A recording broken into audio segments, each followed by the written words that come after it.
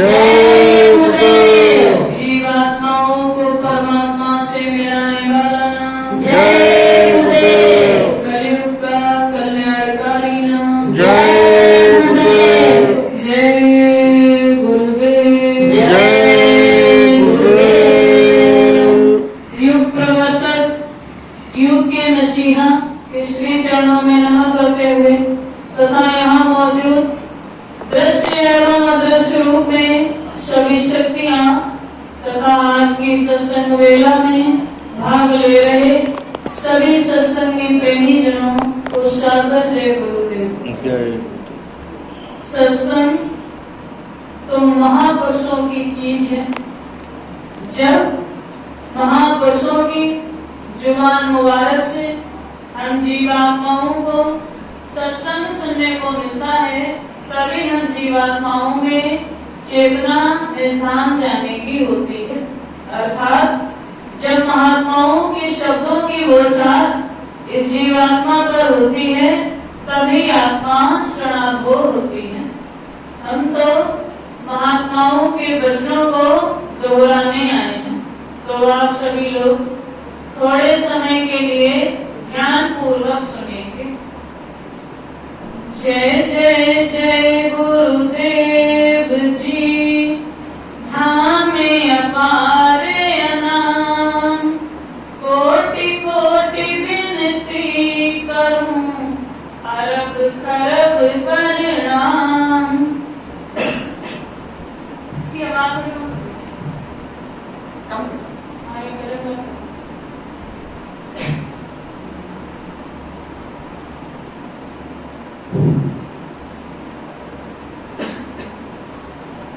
जय गुरुदेव। जय जय जय गुरुदेव जी, धाम में अपार अनाम, कोटि कोटि विनती करूं, अरब खरब प्रणाम।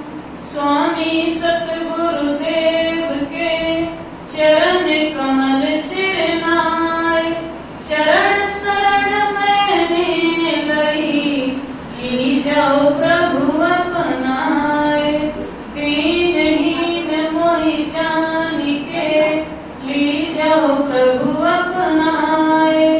गुरुर ब्रह्मा गुरुर विष्णु, गुरुर्देवो महेश्वरा, गुरु साक्षात पार ब्रह्म, तस्मै श्री गुरुवे नमः। ध्यान मूलम गुरु मूर्ति, पूजा मूलम गुरु चरण, मंत्र मूलम गुरु वाक्यम, मोक्ष मूलम गुरु कृपा।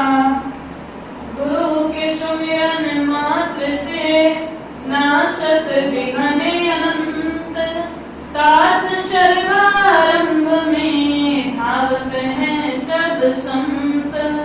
गुरु बड़े गोविंद से गावत वेद पुराण, बिना दया गुरुदेव के मिलत नहीं भगवान। प्रथम गुरु को वंदना, दूजा मनाऊं गणेश, नमन करूं माता पिता को, मिलते रहे उपदेश।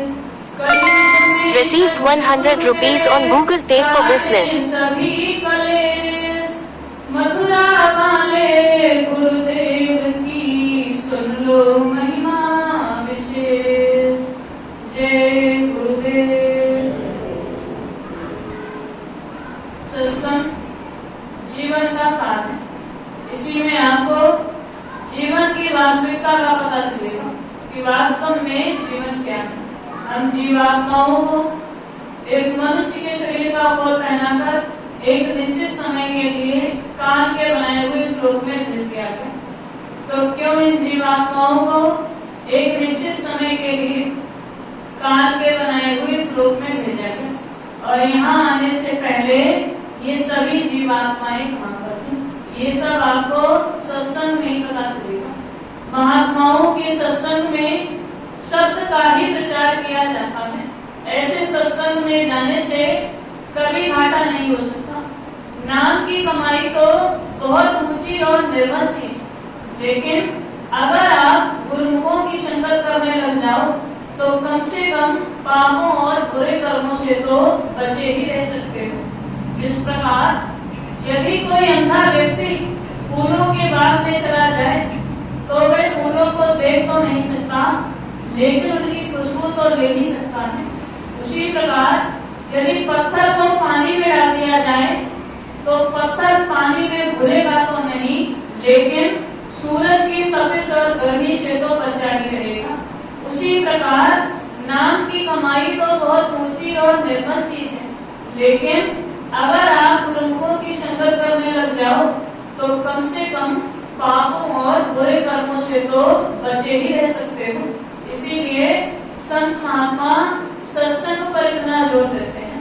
वैसे तो वही दो चार बातें हैं, किसी भी महात्मा की वाणी को सुनाओ, लेकिन जिस वाणी को सुनने से आपके अंदर के विचार बदलने लग जाएं, ऐसे सत्संग में जाने से कभी किसी प्रकार का घाटा नहीं हो सकता।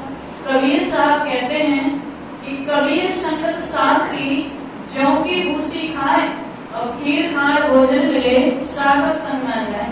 अर्थात जो गुरुओं की संगत करने लग जाते हैं वे सूखा टुकड़ा भी खाना पसंद कर लेंगे, उन्हें किसी प्रकार के अच्छे भोजन की आवश्यकता नहीं। कि एक घड़ी आधी में बुनियाद और कबीर संगत साथ की कटे कोटि अपराध। एक घड़ी का सत्संग भी जीवन में अत्यंत मायने रखता है। एक बार की बात है, एक सेठ जमींदार था, वह लोगों से अपना पैसा वसूल करता था। तो एक दिन वह वसूली करने के लिए गांव में पहुंचा, तो गांव में जाकर उसने एक किसान से अपना पैसा मांगा। तो किसान ने उससे बहुत विनती की कि मेरा थोड़ा सा ब्याज माफ कर दीजिए, मेरे पास अभी इतना धन है नहीं। लेकिन जमींदार नहीं माना, उसने उससे सारा धन ले लिया जितना उसके पास था। उसके बाद उसके घर से उसके बछड़े रसिए भी खोल कर ले गया। तो इसी प्रकार उसने गांव में सभी से अपना पैसा वसूल किया और वसूली करने के बाद उसके पास बहुत सारा सामान एकत्रित हो गया। तो अब उस सामान को ले जाने के लिए उसे एक मजदूर की आवश्यकता पड़ी। तो उसने किसान से कहा, लेकिन किसान पहले से ही उससे बहुत अधिक नाराज था कि उसने उसका ब्याज बिल्कुल भी नहीं माफ किया। इसीलिए किसान ने उसे ला करके एक भी मजदूर खरीद लिया। तो वहीं पास में एक महात्मा बैठे भजन कर रहे थे। उन्होंने जमींदार की और किसान की सारी बातें सुनी थी। तो उन्होंने उस सेठ जमींदार से कहा कि मैं तुम्हारा ये सामान लिए चलूंगा, लेकिन बदले में तुम्हें मेरी एक बात माननी पड़ेगी। तो जमींदार बोला कि बताइए कौन सी बात। अब वह महात्मा कहने लगे कि मेरी एक बात माननी पड़ेगी, जब तक मैं तुम्हारी समान वर्तमान में यदि बाबा जी आकर हमारे बीच में भी मौजूद होंगे तब भी हम और आप उन्हें नहीं पहचान सकते। उनके द्वारा खेली हुई इस लीला का अनुमान नहीं लगा सकते, कुछ नहीं कर सकते, केवल समय का इंतजार कर सकते हैं। उन्होंने कहा था कि मैं परिवर्तन करने आया हूँ, परिवर्तन करके ही जाऊंगा। मेरे इस काम को ना तो कोई और कर सकता है ना ही रोक सकता है।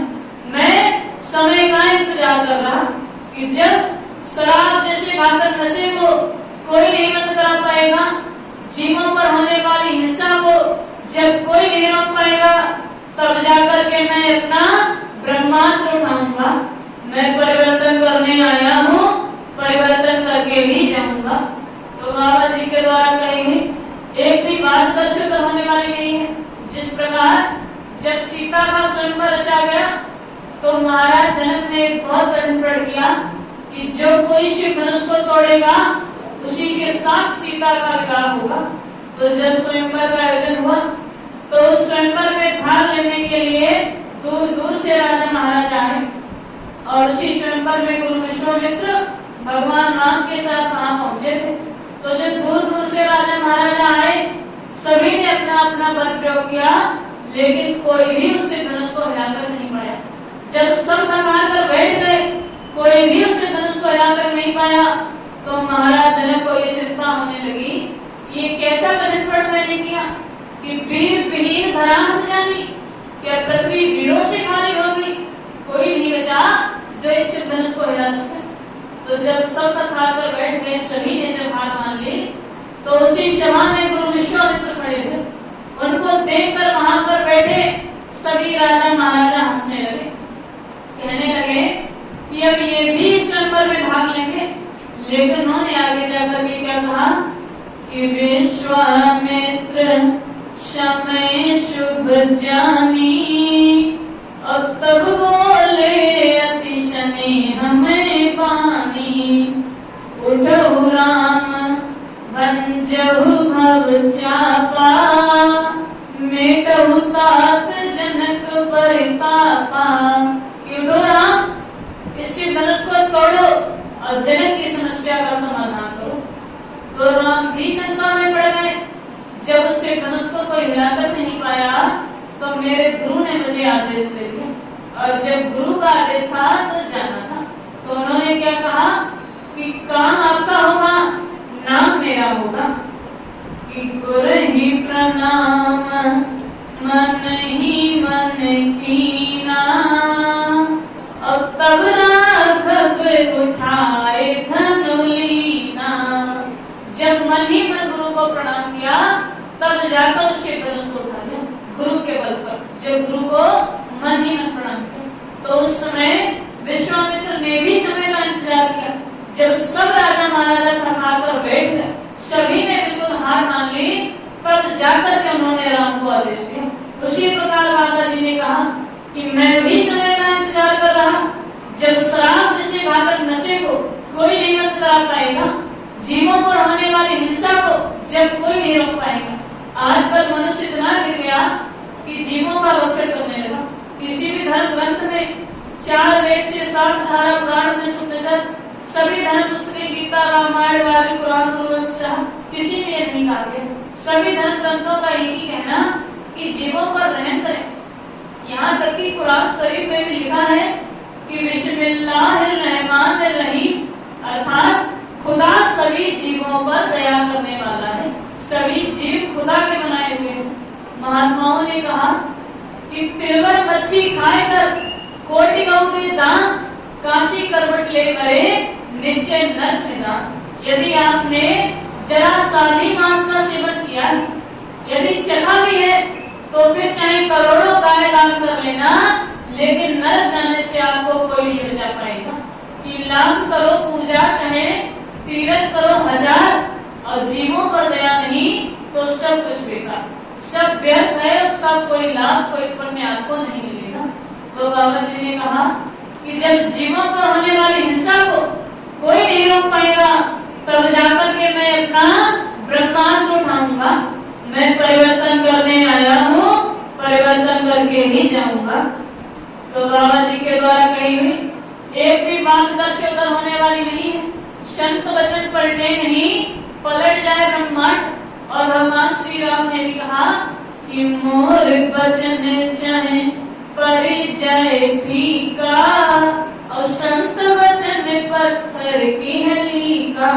कि मेरे द्वारा कहे हुए सब एक बार के लिए दर्शक हो सकते हैं, लेकिन संत महात्मा जो कह देते हैं वह पत्थर की लकीर बन जाता है, इधर से उधर होने वाला नहीं है। उसी प्रकार बाबा जी के द्वारा कही हुई एक भी बात दर्शक नहीं होगी, समय पर सब कुछ होगा। कि बाबा जी की बाणी है, कलयुग में सतयुग आएगा, और जग में जय गुरुदेव का झंडा लहर लहर लहराएगा। स्वामी जी की बाणी है, कलयुग में सतयुग आएगा, जग में जय गुरुदेव का झंडा लहर लहर लहराएगा। भारत भूमि की रक्षा लज्जा बचाई संतों ने, लोक और परलोक बने ये युक्ति बताई संतों ने। होगा अखंड भारत ये फिर से, तब विश्व गुरु कहलाएगा, और जग में जय गुरुदेव का झंडा लहर लहर लहराएगा। स्वामी जी की बाणी है, कलयुग में सतयुग आएगा। जग में जय गुरुदेव का झंडा लहर लहर लहराएगा। आजाद भगत नेता सुभाष की कुर्बानी आज रुलाती है। माँ बहनों की लाज लुट रही, क्या तुम्हें शर्म नहीं आती है। गांधी जी के अधूरे सपने पूर्ण यही कराएंगे। जग में जय गुरुदेव का झंडा लहर लहर लहराएंगे। स्वामी जी की बाणी है, कलयुग में सतयुग आएगा। जग में जय गुरुदेव का झंडा लहर लहर लहराएगा। जय गुरुदेव। बाबा जी के द्वारा कही हुई एक भी बात दर्शक पर होने वाली नहीं है, समय पर सब कुछ होगा। बाबा जी ने कहा कि मैं समस्त भारतवर्ष में जय गुरुदेव नाम का प्रचार करता हूँ।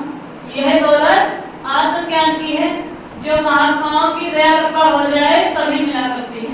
जमीन करती रहेगी तो दया देश से काम करेगी। कहा कि मैं तीसरा नेत्र बोलता हूँ, यह दौलत आत्मज्ञान की है।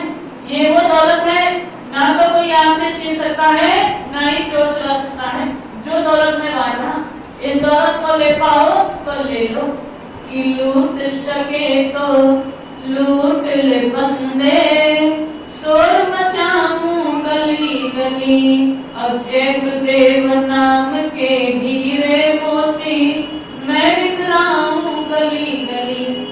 कि मैं समस्त भारतवर्ष में जय गुरुदेव नाम का प्रचार करता हूँ। यह दौलत आत्मज्ञान की है, जो महात्माओं की दया कृपा हो जाए तभी मिला सकती है।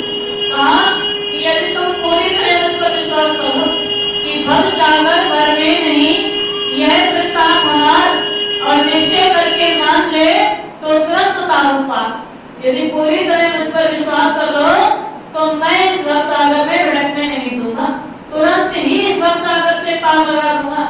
मुझे तुमसे कुछ भी नहीं चाहिए कि भाव का भूखा हूं मैं, भाव ही एक सार है।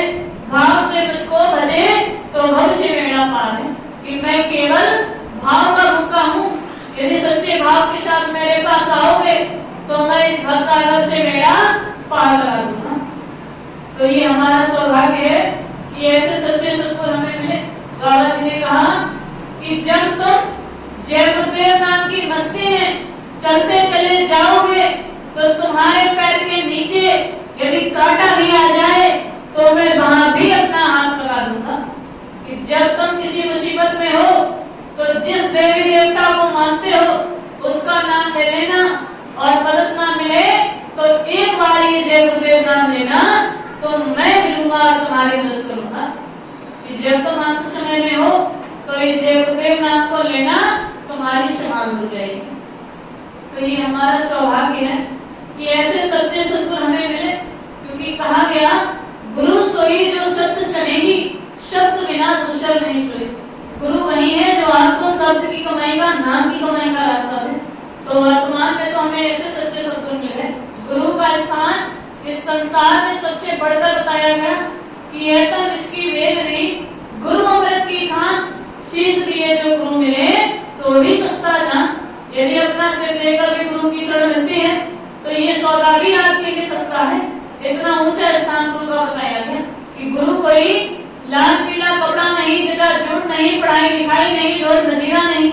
गुरु तो वह शक्ति है जो आपकी जीवात्मा को परमात्मा से मिला सकते हैं। बिना गुरु के इस सागर से कोई भी पार नहीं हो सका। गोस्वामी जी ने श्री रामचरितमानस में कहा कि गुरु बिन भव निधि करे न कोई, और ज्यों बिरंच शंकर सम होई। कि बिना गुरु के इस भवसागर से कोई भी पार नहीं हो सकता। चाहे कोई ब्रह्मा विष्णु महेश के समान सामर्थ्यवान को ना हो जाए, लेकिन फिर भी बिना गुरु के इस भवसागर से पार नहीं हो सकता। तो वर्तमान में तो हमें ऐसे सच्चे सद्गुरु मिल गए। जीवन में 7 गुरु बताए गए कि प्रथम गुरु है माता पिता जो है रक्त बीज के दाता। पहले गुरु है माता पिता जिन्होंने आपको जन्म दिया। कि जब लड़की की शादी होती है तो ये गाया जाता है कि मेरी पहली भंवरिया रे कहूँ बेटी बाप की रही। पहली भागर पड़ गई उसके बाद भी बेटी अपने पिता की है। उसी प्रकार जीवन का पहला गुरु मिल गया, उसके बाद भी ये स्त्री रूपी जीवात्मा अपने पति रूपी परमात्मा से नहीं मिल सकती। फिर दूसरा गुरु है वह दाई जो गर्भपात की मैल धुलाई, वो दूसरी गुरु। तो जीवन का दूसरा गुरु मिल गया, उसके बाद भी ये जीवात्मा इस भवसागर से पार नहीं हो सकती कि मेरी दूसरी भंवरिया रे कहूँ बेटी बाप की रही। दूसरी भागर पड़ गई उसके बाद भी बेटी अपने पिता की है, पति की नहीं हो जाती। उसी प्रकार जीवन का दूसरा गुरु मिल गया, फिर भी ये स्त्री रूपी जीवात्मा अपने पति रूपी परमात्मा से नहीं मिल सकती। फिर तीसरा गुरु नाम जो धारा जिससे ये संसार हुआ। तीसरा गुरु वो है जिसने आपका नाम रखा, जिससे संसार में आपको जाना है। तो जीवन का तीसरा गुरु मिल गया, उसके बाद भी ये स्त्री रूपी जीवात्मा अपने पति रूपी परमात्मा से नहीं मिल सकती। फिर चौथा गुरु जो शिक्षा देना, जग संसारी मार्ग जीना। चौथा गुरु जिसने आपको शिक्षा दी, पढ़ाया लिखाया, आपके विद्यालय की शिक्षा, फिर चौथे गुरु। तो जीवन का चौथा गुरु मिल गया, उसके बाद भी ये स्त्री रूपी जीवात्मा इस भवसागर से पार नहीं हो सकती कि मेरी चौथी भंवरिया रे कहूँ बेटी बाप की रही। चौथी भागर पड़ गई उसके बाद भी बेटी अपने पिता की है। उसी प्रकार जीवन का चौथा गुरु मिल गया, उसके बाद भी ये स्त्री रूपी जीवात्मा अपने पति रूपी परमात्मा से नहीं मिल सकती। फिर पांचवा गुरु जो दीक्षा दीना, राम कृष्ण का सुमिरन कीना। पांचवा गुरु जिन्होंने आपको दीक्षा दी, जिससे आपने थोड़ा बहुत अध्यात्म के विषय में जाना। तो जीवन का पांचवा गुरु मिल गया, फिर भी ये स्त्री रूपी जीवात्मा अपने पति रूपी परमात्मा से नहीं मिल सकती। फिर छठवा गुरु भाव धन तोड़ा, ओंकार से नाता जोड़ा। छठा गुरु शब्द को बताया गया कि शब्द मिल गया, लेकिन फिर भी ये जीवात्मा उस परमात्मा से नहीं मिल सकती जब तक शब्द वेदी सतगुरु नहीं मिल जाते। तो शब्द मिल गया, उसके बाद भी ये जीवात्मा अपने पति रूपी परमात्मा से नहीं मिल सकती कि मेरी छठी भंवरिया रे कहूँ बेटी की बाप की रही। 6 भागर पड़ गई, उसके बाद भी बेटी अपने पिता की है, पति की नहीं हो जाती। उसी प्रकार जीवन के 6 गुरु मिल गए, लेकिन फिर भी ये जीवात्मा इस भवसागर से पार नहीं हो सकती। फिर 7वां गुरु सतगुरु कहावा, तहाँ का जीव तहाँ पहुंचा। 7वां गुरु सतगुरु। जब सतगुरु मिलता है तब जाकर के ये जीवात्मा इस भवसागर से पार हो सकती है। जब आपको सतगुरु मिलेंगे तो वो आपको शब्द के साथ जोड़कर नाम की कमाई का रास्ता देकर इस भवसागर से पार लगा सकते हैं। 7वां गुरु मिलने के बाद ही स्त्री रूपी जीवात्मा अपने पति रूपी परमात्मा से मिल पाती है। जिस प्रकार मेरी 7वीं भंवरिया रे अब तो बेटी साजन की। 7वीं भागर पढ़ने के बाद अब बेटी पति की हो गई, पिता की नहीं गई। उसी प्रकार जीवन का जब 7वां गुरु मिल गया, फिर जाकर ये जीवात्मा अपने पति रूपी परमात्मा के पास पहुंच जाएगी। तब जाकर के ये जीवात्मा इस भवसागर से पार हो पाएगी। तो जब तक सद्गुरु नहीं मिल जाते तब तक आप काल के बनाए हुए इसी लोक में फंसे रह जाएंगे। ये 84 का जेल खाना है, आप इसी के चक्कर काटते रहेंगे। जब तक आपको सद्गुरु नहीं मिलते तब तक आपको इस जेल खाने की कुंजी, यहाँ से बाहर निकलने का रास्ता नहीं मिलेगा। वैसे तो संसार में आपको बहुत गुरु मिलेंगे, इधर घूमते हुए बाबा बने हुए कि गली गली में दुर्गा घूमे, कंठी माला ले और स्वर्ग जाओ या नर्क जाओ पर हमें दक्षिणा दे। ऐसे तो आपको बहुत मिलेंगे, लेकिन सच्चे सद्गुरु वही हैं जिन्होंने आपको शब्द की कमाई का, नाम की कमाई का रास्ता दिया इस भवसागर से पार जाने के लिए। तो वर्तमान में तो हमें ऐसे सच्चे सद्गुरु मिल गए जिन्होंने हमें शब्द की कमाई का रास्ता दिया इस भवसागर से पार जाने के लिए, नाम की कमाई का रास्ता दिया और कलयुग में सत्य बनाने की बात कही। मतलब आपका लोक भी बनेगा और परलोक भी बनेगा। यहाँ की भी व्यवस्था सुधारने की बात कही और वहाँ की भी। ऐसा अभी तक ना तो कोई संत आया था, ना आगे आने वाले समय में आएगा। एकमात्र बाबा जी ने युग परिवर्तन की बात कही। तभी इनके नाम के आगे ये उपाधि लगाई गई कि युग प्रवर्तक परम संत बाबा जय गुरुदेव जी महाराज, जो इससे पहले कभी किसी संत के नाम के आगे नहीं लगी। तो एकमात्र ऐसे परम संत हुए।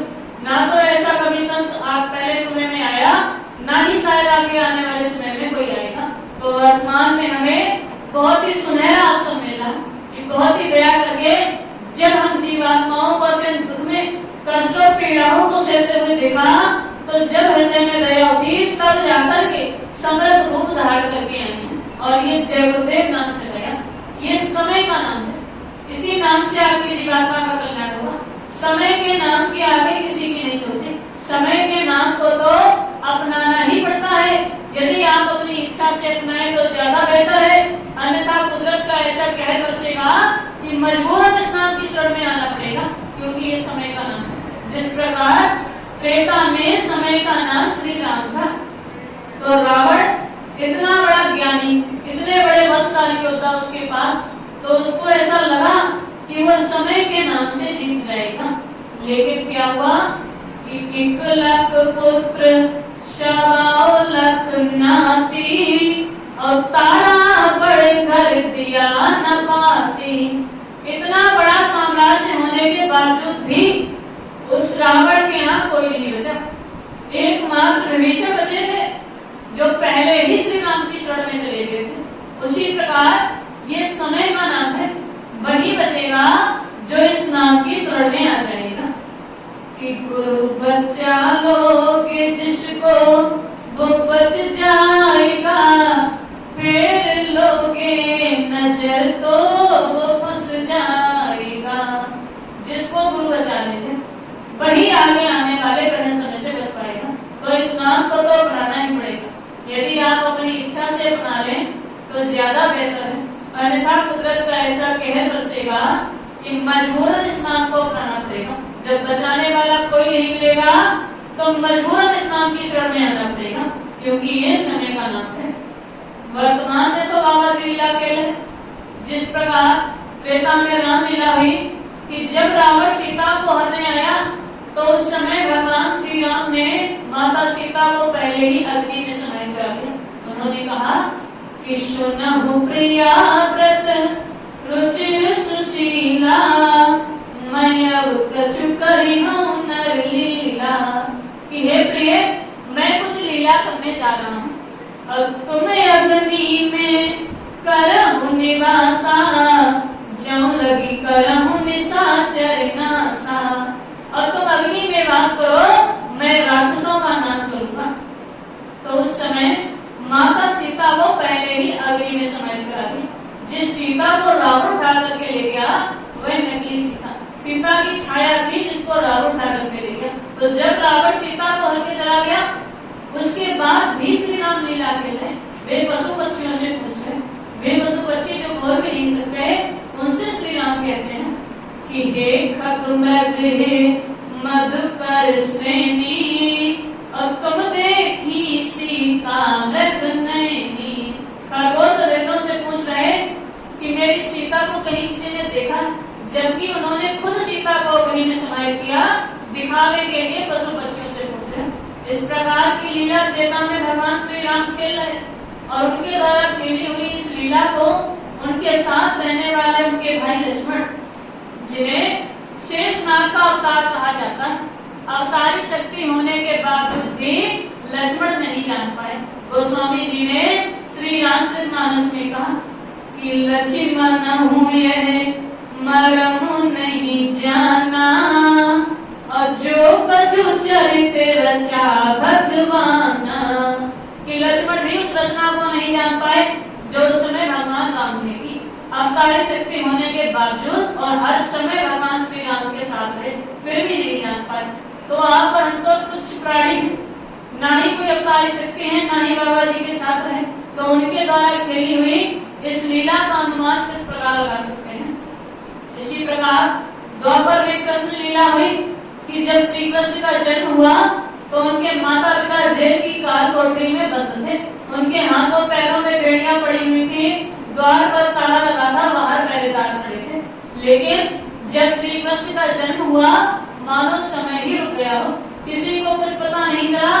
पहरेदार सो गए, द्वार पर लगा हुआ ताला अपने आप खुल गया और हाथों पैरों में पड़ी हुई बेड़ियां अपने आप खुल गई, और श्री कृष्ण के पिता उनको टोकरी में रखकर यमुना नदी को पार करते हुए नंद बाबा के यहाँ छोड़ आए। और उनके घर में जन्मी बच्ची को उठा करके ले आए। जब वापस आए तो जेल के द्वार अपने आप बंद हो गए, ताला अपने आप लग गया, हाथों पैरों में बेड़ियां अपने आप पड़ गई, पहरेदार खड़े हुए, किसी को कुछ भी पता नहीं चला। इस प्रकार की लीला द्वापर में श्री कृष्ण ने की, उनके द्वारा खेली हुई उस लीला को उस समय कोई नहीं जान पाया। तो वर्तमान में जो लीला बाबा जी खेल रहे उसका अनुमान आप किस प्रकार लगा सकते हैं? कुछ नहीं कर सकते, केवल समय का इंतजार कर सकते हैं, किस समय पर आएंगे। कि जरा धीर धरो दुनिया वालों, कुछ गजब सा होने वाला है, जिसे अस्त समझ बैठे हो तुम, वो सूरज चमकने वाला है। कि थोड़ा धैर्य रखो, जिस सूरज को अस्त समझ रहे हो वही एक दिन चमकेगा और उसकी चमक से ये सारा संसार अस्त हो जाएगा। आप बस थोड़ा सा धैर्य रखें, कहीं नहीं गए, आपका हमारे बीच में ही मौजूद है और समय आने पर सबके सामने आएंगे। या रहा शासक महाबली, नभ के तारों तुम झुक जाओ, सूरज चंदा थाल सजाकर स्वागत में उनके लग जाओ। बिजली क्रोधी प्रगटेगी, आएगी उनकी छाती पर, दर्शन को जनता उमड़ेगी, जैसे परवाने पाती पर। त्रेता युग के पुरुषोत्तम राम का याद तभी आ जाएगा, द्वापर वाला कृष्ण कन्हैया सारे जग में छा जाएगा। ऐसा दुवेश अनुपम उनका, रूप मनोहारी होगा, दुष्ट समाज और गुरु द्रोहियों पर वह महाकाल भारी होगा। ऐसा रुतबा होगा उनका, पापी जन थर पाएंगे, बड़ी बड़ी ताकत वाले पहले ही रास्ता नापेंगे। सब लोग कहेंगे अचंबा है, और कश्यप जाए कहां, अब फटने वाला खंबा है। परिवर्तन होना निश्चित है, मालिक की ऐसी मर्जी है, कुछ दिया इशारा गुरुजी ने, सत्संगियों मिल एकजुट रहना, नया सवेरा होगा अब, खुशियों से झोली भर लेना। जय गुरुदेव। कहीं नहीं गए, आपके हमारे बीच में ही मौजूद है। जिस प्रकार जब बच्चा रोता है तो माता पिता को आना ही पड़ता है, उसी प्रकार आप एकांत में बैठकर रोएं, आपके अंदर तड़प को आस लगाएं तो उनका दर्शन दीदार भी आपको अवश्य मिलेगा। एकांत में बैठकर प्रार्थना करें कि नैनों में तू मेरे, बहनों में तू मेरे, चैनों में सतगुरु समा जाओ। कि नैनों में तू मेरे, जब आँख खुले तो आपका दीदार हो, बहनों में तू मेरे, जब मुंह से बोले तो जय गुरुदेव नाम प्रभु का।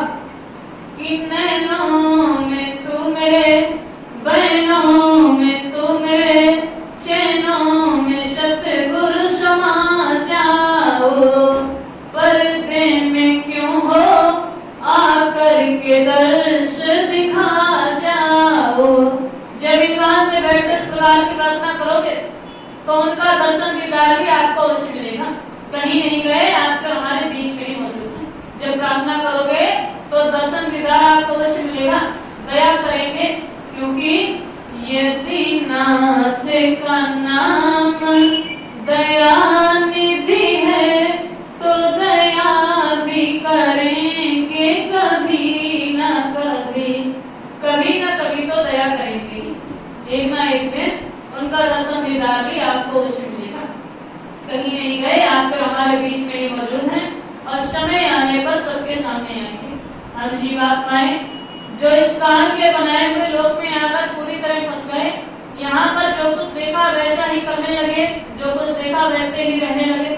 यहाँ आने के बाद अपने अस्तित्व को भूल गए, यहाँ पर जो कुछ देखा उसी को अपना मान लिया। लेकिन वास्तविकता क्या है कि जब ये देश ही आपका अपना नहीं है तो यहाँ पर आपको सुख कैसे मिल सकता है? सुख तो वहीं मिलेगा जहाँ आपका अपना घर हो, अपना देश हो, जहाँ की ये जीवात्मा रहने वाली हो। ये तो काल का बनाया हुआ देश है। यहाँ पर आपको सुख की प्राप्ति नहीं हो सकती। यहाँ पर हम जीवात्माएं आकर के फंस गए। यहाँ जो कुछ देखा उसी को अपना मान लिया, लेकिन यहाँ पर कुछ भी आपका अपना नहीं है। समय आने पर सब कुछ एक दिन आपका साथ छोड़ देगा। यहाँ तक कि ये शरीर भी एक दिन आपका साथ छोड़ देगा। ये शरीर भी आपका अपना नहीं है। कि माया सगी न तन सगो, सगो न ये संसार, सच्चे केवल सतगुरु जग के सृजनहार। न माया आपकी अपनी है, न ये शरीर आपका अपना है। समय आने पर ये शरीर भी आपका साथ छोड़ देगा। सज धज कर जिस दिन मौत की शहजादी आएगी, सज धज कर जिस दिन मौत की शहजादी आएगी, ना सोना काम आएगा ना चांदी आएगी। एक दिन सब कुछ छोड़कर यहाँ से आपको जाना पड़ेगा। यहाँ रहकर के चाहे कितनी भी धन दौलत इकट्ठा कर लो, कितने भी रिश्ते नाते मान लो, लेकिन एक दिन सब कुछ छोड़कर आपको यहाँ से जाना पड़ेगा। कि क्या लेकर के आया जग में, क्या लेकर के जाएगा, मुट्ठी बांध कर जन्म लिया है, हाथ पसारे जाएगा। ये तन तेरा कागज की पुड़िया, बूंद पड़त गल जाएगा। कहे कबीर सुनो भाई साधो, एक नाम बिना पछताएगा। सब कुछ छोड़कर एक दिन आपको यहाँ से जाना पड़ेगा। आप कुछ भी अपने साथ यहाँ पर लेकर नहीं जा सकते। इतनी छोटी सी भी चीज आप यहाँ से अपने साथ लेकर के नहीं जा पाओगे।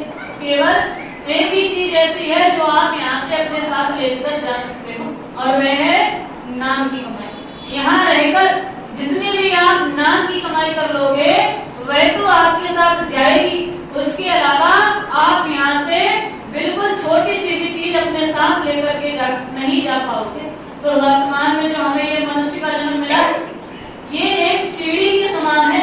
हम इस सीढ़ी के आखिरी डंडे पर हैं। अगर हम प्रयास करेंगे तो मकान की छत पर पहुंच जाएंगे, और अगर पैर फिसल गया तो नीचे गिर जाएंगे।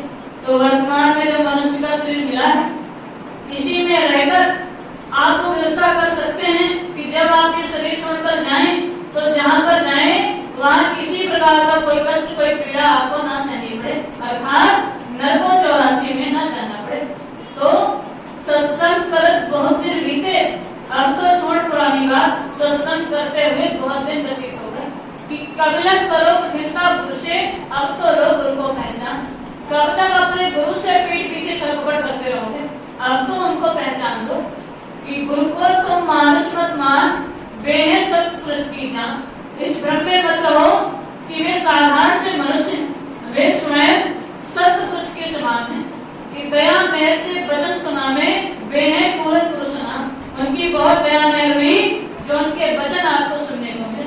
वे पूर्ण पुरुष हैं। कि भरी देह मानुष की गुरु ने ज्यों त्यों तेरा करे कल्याण। मनुष्य नहीं है लेकिन मनुष्य की देह धारण की है आपके हमारे कल्याण के लिए। पूजा कर सेवा कर इनकी, इन्हीं को गुरु नानक जान। इनकी पूजा करो, सेवा करो जितनी कर सको, और इन्हीं को गुरु नानक अर्थात जितने भी संत हुए सभी में इनका अंश था। कि वही कबीर वही सतनामा, सब संतन की वही पहचान। कबीर दास से लेकर जितने भी संत आए सभी में बाबा जी का अंश था। कहा कि कितना समय व्यतीत हो गया समझाते समझाते, कभी कबीर बन के समझाया, कभी नानक बन के समझाया, कभी पलटू बन के समझाया, कभी गोस्वामी बन के समझाया, और आज भी समझा रहे। सभी संतों में इन्हीं का रूप था, और वर्तमान में समृद्ध रूप धारण करके आए हैं। कि वही कबीर वही सतनामा, सब संतन की वही पहचान, और तेरा काज इन्हीं से होगा, मत भटके तू तज अभिमान। और आपका काम इन्हीं से होगा, इधर उधर भटकने की आवश्यकता नहीं। और जो तू चूका अब की गुरु से, तो फिर भटकेगा चारों खान। यदि इस बार चूक गए, वर्तमान में जो सुनहरा अवसर मिला, यदि इसका लाभ नहीं उठा पाए तो चारों खानों में भटकते रह जाओगे, बचाने वाला नहीं मिलेगा। तो भला चाहो तो चेतो, आए लगाती नाम, बौरी बौरी पछताओगे फिर ना ईश्वर का। यदि अपना भला चाहते हो तो चेत जाओ। ऐसा अवसर दोबारा नहीं मिलेगा जो वर्तमान में मिल रहा।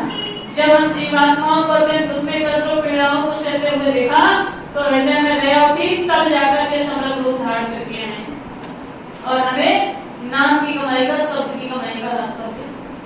अब वक्त है ऐसी सच्ची प्रार्थना करने का कि धर्म और मजहब के नाम पर लड़ने झगड़ने का नहीं, जाति पाति के नाम पर लड़ने झगड़ने का नहीं, क्योंकि लड़ाई झगड़े में कुछ नहीं लिखा, इससे केवल नफरत मिलती है।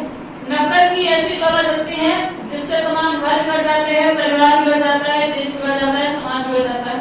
और हर कोई व्यक्ति इस प्रकार की इंसान चाहता है जिससे उसे सुकून मिले, शांति मिले, और ये सब आपको नहीं मिलेगा जहाँ शांति के संदेश होते हैं, मालिक के संदेश होते हैं।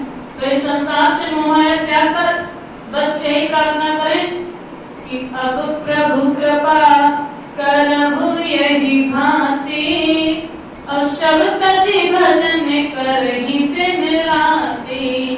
जय गुरुदेव ज्ञान देव मोहि, शब्द जी भजन करूं हम तो ही।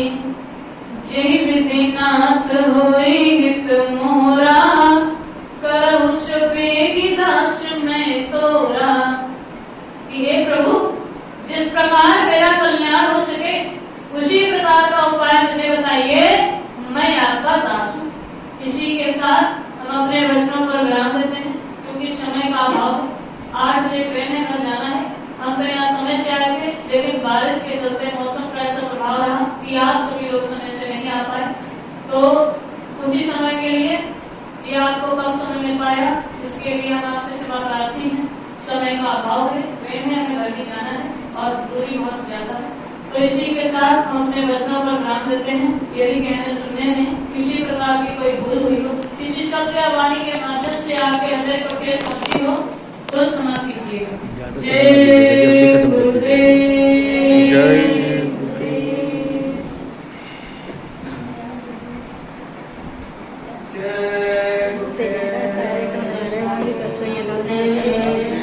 उधर बता दो।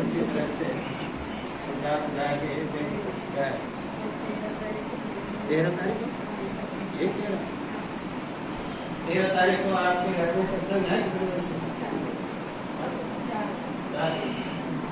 आपके घर में यही महीना 13 तारीख 13 सत्संग है। आप सभी लोग ये भवन में घर है, आप की कृपा करें और आपने अच्छी तरह से